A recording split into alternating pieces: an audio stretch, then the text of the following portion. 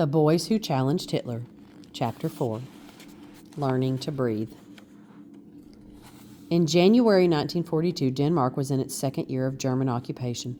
Danish citizens expressed their opposition to Germany not by fighting back, but by making gestures of national pride. Some gathered in public spaces to sing Danish folk songs. Some purchased king's badges offered in jewelry shops in silver or gold as a symbol of solidarity with the government. Some students refused to speak German in language classes. Meanwhile, German soldiers settled in. Month by month, the occupiers grew ever more comfortable in Denmark, trading freely with merchants and learning to savor the country's food and culture. Some Danish manufacturers collaborated with their protectors by making weapons and parts to facilitate German war plans. Others created temporary housing for the soldiers. One manufacturer, the Riffel Syndicate in Copenhagen, took an order to make 5,000 machine guns for the Germans, who paid for it with funds drawn from the Danish National Bank. There was money to be made all around. In this atmosphere, the Churchill Club began its activities. Nud Peterson. We started our Churchill Club work with a series of daylight raids on German directional signs in Aalborg, as we had in Odense. Often we worked in pairs. With the shrill whistle, one would distract a soldier into leaving his post, while the other slipped behind and twisted the sign around so that German troops and wagons would circulate to the wrong places. Sometimes we smashed signs to the ground with hammers. The Germans would put them back up, and we would take them back down again. These exercises weren't winning the war, but we were getting practice, and our actions were noticed by the people in the streets. Someone was not giving in. The sign raids also gave us experience working with the threat of arrest hanging over our heads or the prospect of being shot. You had to get used to it. You had to learn to breathe around armed soldiers. Your body works differently in an atmosphere of danger or excitement. Even the smallest of missions can send your diaphragm into spasms when you have no experience.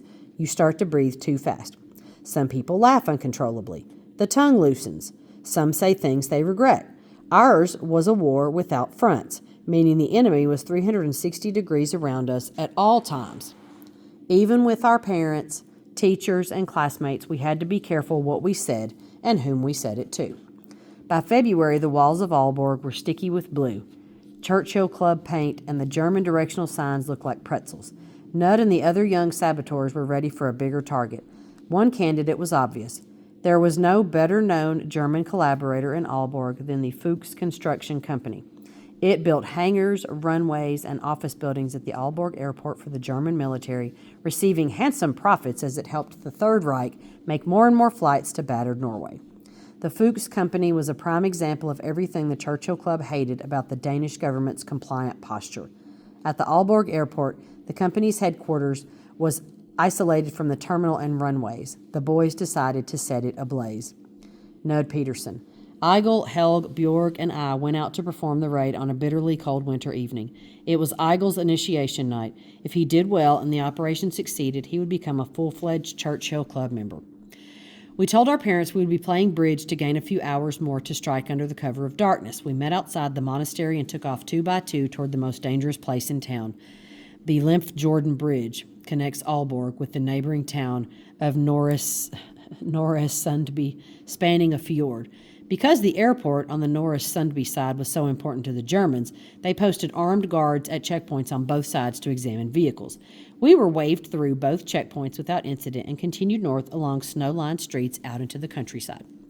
A few miles later, the hulking shapes of the Aalborg airport hangars came into view. The snow-covered airfield behind a wire fence looked like a farm dotted with livestock, but the animals never moved. They were the Germans' wooden decoys, made to create the impression from the air that the traveler was passing over pasture lands rather than airfields of military importance. There was a manned guard post at the main entrance to the airport, but the Fuchs office was off to the side in a darkened region of the facility. The wire fence with the "No Unauthorized Personnel" sign was easy to cut through. We crept up to the Fuchs headquarters and stood still. There were no lights on inside, and thankfully no guard dogs. We stood motionless in the dark for several minutes, listening for a sound of any kind and hesitating, struggling to summon up the courage to do the job and privately reminding ourselves that we could still turn back. Then suddenly, Bjorg grabbed a stick and smashed out 3 windows. It made a huge noise. When I looked at Eigil, I saw a wet stripe running down his trousers. We went through the windows and found ourselves inside an office filled with desks and drawing tables lined up in rows. Architectural drawings were stacked on one of the tables. Bills and receipts were held in place by a paperweight on a second desk. Another supported a pile of business cards that read, "You have been visited by a member of the Nazi Party." Overlooking all the desks and chairs was a large framed photo of Adolf Hitler. He glared down coldly at us as if he knew who we were. We began our own work by liberating the Führer from his nail on the wall and smashing him over a desk. Glass flew everywhere. We slammed the portrait onto the floor and took turns dancing on his face. We then gathered all the drawings and receipts and business cards into a single pile, placed what was left of Hitler on top like a cherry on a cake, and placed a pillow atop the whole stack. Just before we lit it, we carried out a typewriter, a very useful machine that was difficult to find and almost impossible to buy. We also carried away what turned out to be a leveling machine. We didn't know what to do with it, but it looked promising. Then we put a match to the whole traitorous mess and made a run for our bikes. On our way back, we looked behind us and saw a glow forming bright inside the darkness through a window. It was a beautiful sight. At the next day's Churchill Club meeting, the others asked if we had left a calling card taking credit for the attack. "No," we said. "Why would we do that?" Well, what would keep the Fuchs stooges from assuming they had been raided by common criminals, not patriots? Hard as it was to swallow, our colleagues were right. We had not made it clear that Collaboration Central had been visited by Danish patriots who would never give in. So we took a sledgehammer and wrecked the leveling machine we had stolen. We couldn't figure out what it did anyway, and wrote a message on it: "Get out of our country, you stinking Nazis." A few nights later, we bicycled back out to return the wrecked machine to them with our autograph. We discovered that the Fuchs office hadn't burned down, the building was standing, but it was still satisfying to know that we had destroyed their plans, blueprints, and records, which meant that they would have to start over, and we had greatly improved Hitler's looks.